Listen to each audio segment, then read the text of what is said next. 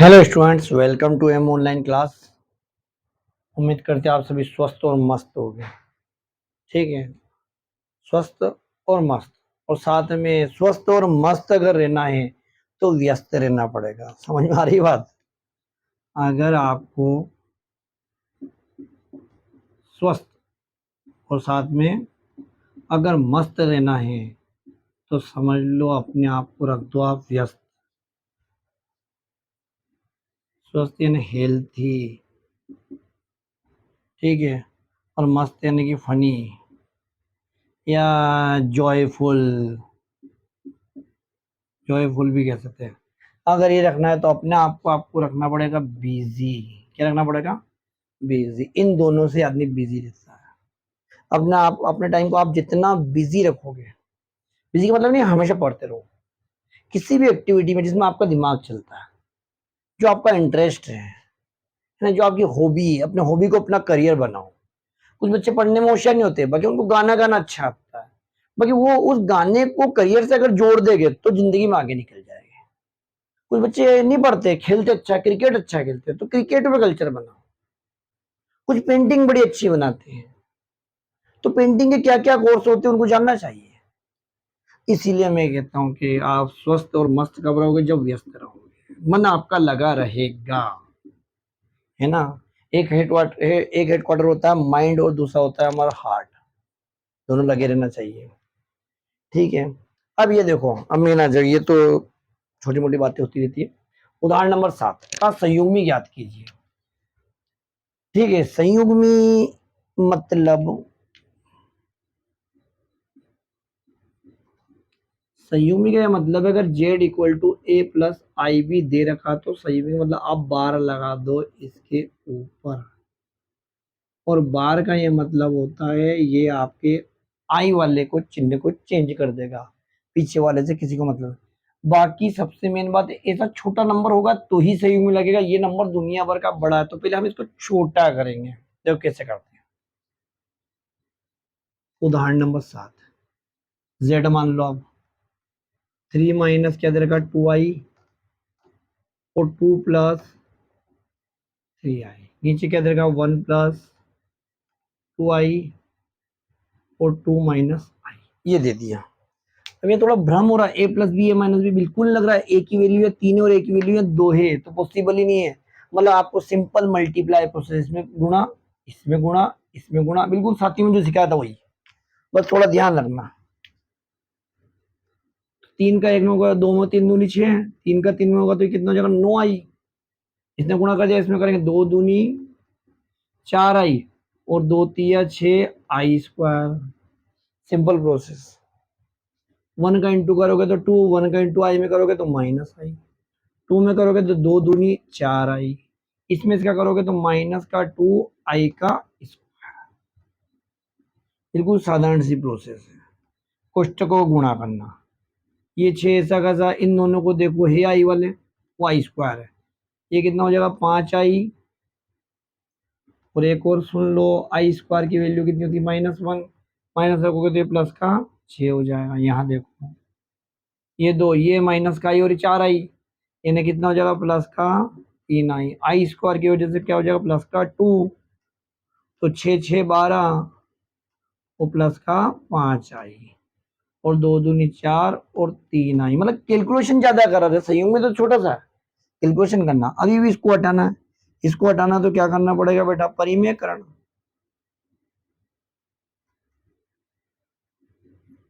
तो 4 minus 3i क्या करा, हर का परिमेयकरण करने पर। ठीक है, ये क्या हो जाएगा z इक्वल टू वो का वही वापस से कोष्टकों के गुणा जो पहले करे आपने। फिर से देखो, 12 का 12 चौक 48, 12 तिया 36 आई, 5, फिर 5 का करेंगे 5 चौक 20 आई, 5 का इसमें करेंगे 5 तिया 15 आई स्क्वायर। इजी है, बाकी ध्यान बहुत रखना पड़ता है, गलतियों के चांस। या देखो, ये तो ए धन भी है ऋण भी, यानी कि ये क्या हो जाएगा 4 का वर्ग और माइनस 3 का वर्ग और आई का वर्ग, यहाँ स्टेप पे बड़ा हो, ये कितना हो रहा है 9 आई का होल वर्ग, जेड इक्वल टू ये आपका 48, इन दोनों को देखो आई वाले पद है, तो 20 और 16 घट रहे हैं, तो कितना आ जाएगा 16 आई, और ये आई स्क्वायर कितना हो जाएगा 15, क्योंकि आई स्क्वायर की वैल्यू होती है प्यारे बच्चों -1। ये 4 चौक 16 और ये नब्बे नब्बे क्या हो रहा, सॉरी कदम आगे बढ़े हम, 3 ही था है ना, 3 था, ये कितना हो जाएगा 9, और आई स्क्वायर हो जाएगा तो प्लस, किसकी रख दी, इस आई स्क्वायर की वैल्यू रख दी यहाँ पे।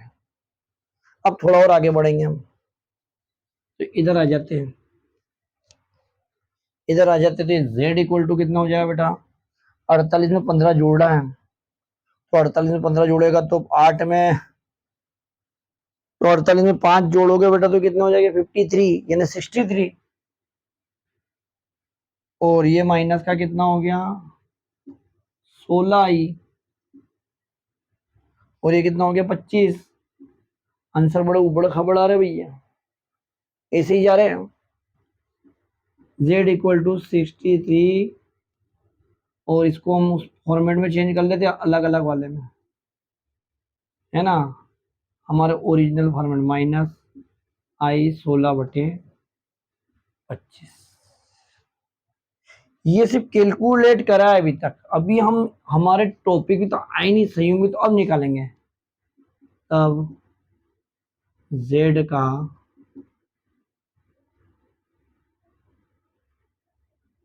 संयुग्मी यानी कि z का मान के ऊपर बार, ये आपका 63/25 माइनस आई 16/25 के ऊपर भी क्या लगा दें, संयुग्मी का निशान, एक डंडी डंडी खींचती है, अभी डंडी क्या करती है कि ये हटेगा चिन्ह बदलेगा, तो 63 और 25 भी ऐसा कैसा, आई भी ऐसा कैसा, 16/25 भी ऐसा कैसा, तो यहाँ माइनस दिया क्या जगह प्लस, ये इस तरीके से आपने संयुग में निकाल दिया, मतलब कुल मिला के हमें कैलकुलेट करवाना चाहता था कि हमें कोष्टक के गुणा आते कि नहीं आते, क्यों 11वीं में हम यूं हंसते खेलते आ गए, बिना मेहनत के तो नहीं आ गए, तो बिना मेहनत, इतनी मेहनत करें नहीं, यहाँ तक 10वीं चेक करी नहीं, यहाँ आके 11वीं का तो छोटा सा संयुग में चिन्ह बदल दो, इस तरह का कैलकुलेशन में मिस्टेक नहीं होनी चाहिए, हमारे 10वीं में है इसलिए नहीं होनी चाहिए, ठीक है।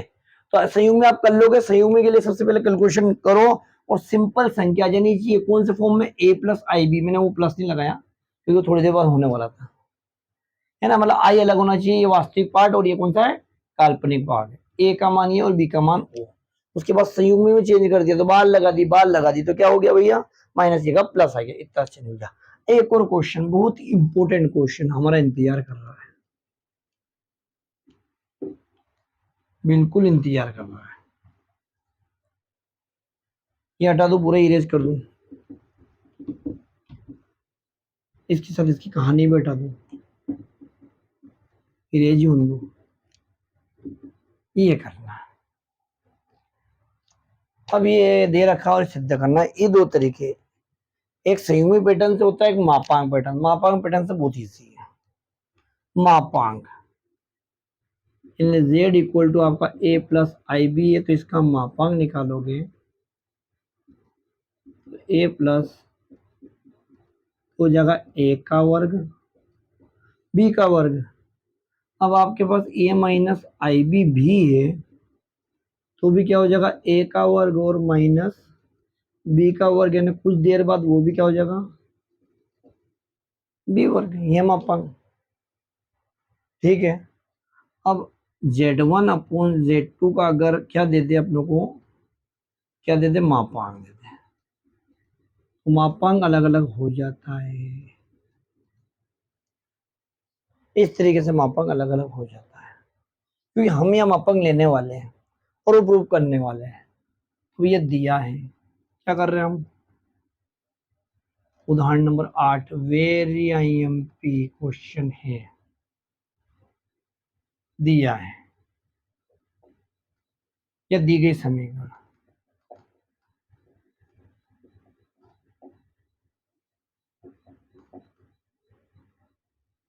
बुक में कुछ अलग तरीके से करेगा, मैं कुछ, यह लिख देंगे अपन दोनों और मापांक लेने पर, तो भैया ये मापांक ले लिया,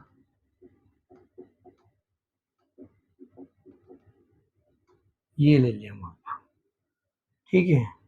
अभी हमको मापांक में रखना है, वो हमारा फॉर्मूला बताता है कि भैया इसके ऊपर अलग मापांक चला जाएगा और इसके ऊपर अलग मापांक चला जाएगा, ठीक है। अब लगा दो भैया। अब मापांक लगने के बाद हमारा वो फॉर्मूला क्या कहता है कि भैया अंडर रूट आएगा और एक्स का वर्ग और वाई का वर्ग, यहाँ देखो, यहाँ ए का वर्ग प्लस बी का वर्ग, यहाँ देखो अंडर रूट ए का वर्ग और माइनस बी का वर्ग, क्योंकि मापांक 16 से होता है, पहले सोल्व कर दिया मैंने आपको मापांक। यहाँ क्या एक्स का वर्ग वाई का वर्ग, ठीक है। अब हम इसको थोड़ा सोल्व करेंगे। ये क्या हो रहा है, ए का वर्ग बी का वर्ग, नीचे क्या हो जाएगा ए का वर्ग और ये भी प्लस का ही हो जाएगा, तो समझ में, ये वाली स्टेप यहाँ लिखी, इसको सोल्व करके यहाँ लिखा, कंफ्यूज नहीं होना आप लोगों को। अब क्या सेम स्टेप होती तो कैंसल, तो हमारे पास क्या बचा है, एक्स स्क्वायर वाई स्क्वायर बराबर 1, ठीक है। अब क्या कर लेंगे, हमें ऐसा थोड़ी चाहिए, हमें प्रश्न बता देगा कि इसको तो बिना रूट के चाहिए, तो बिना रूट के करना है तो उसके लिए क्या करते हैं, दोनों और वर्ग करने पर, हालांकि डायरेक्ट हटा देते हैं, वही थोड़ा डीप में कर लेते हैं, इधर भी वर्ग करा इधर वर्ग करा, वर्ग से क्या होती है, करनी हट जाती है, ये आराम से इजीली हो गया, ठीक है। तो इस तरीके से आप इन क्वेश्चनों को आराम से कर सकते हो। यहाँ आपको क्या करना है, रीजन देना है। कौन सा रीजन दोगे, ये वाला, और यहाँ आपको ये वाला रीजन कहाँ देना है, यहाँ देना है। चेक करने वाले को ऊपर अच्छा इफेक्ट पड़ेगा, ज्यादा से ज्यादा नंबर मिलेंगे।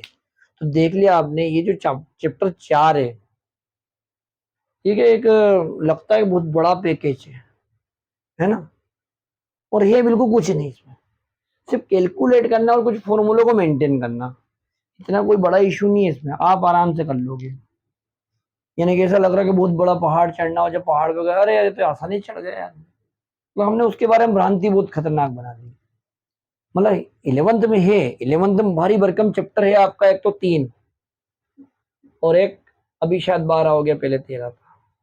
ये आपकी ट्रिग्नोमेट्री है, ये आपका सीमा एवं अवकलज, ये दोनों भारी भरकम चैप्टर है, मान रहा हूं मैं, जिसमें भारी भरकम तो सबसे ज्यादा यही रहेगा। बाकी ये आप हल्के में नहीं ले सकते इस 3 को, क्योंकि ये पूरा 12वीं की नींव खड़ी कर रहा है। यहाँ याद नहीं करोगे, आप सोच लोगे कि 3 पार्ट छोड़ दें, आपको 12वीं में फिर से करना है, इंजीनियरिंग में करना, मैथमेटिक्स पढ़ना मतलब 3 चैप्टर को तो पढ़ना ही है। तो वीडियो पसंद आया तो उसको लाइक और सब्सक्राइब करना। Thank you, okay.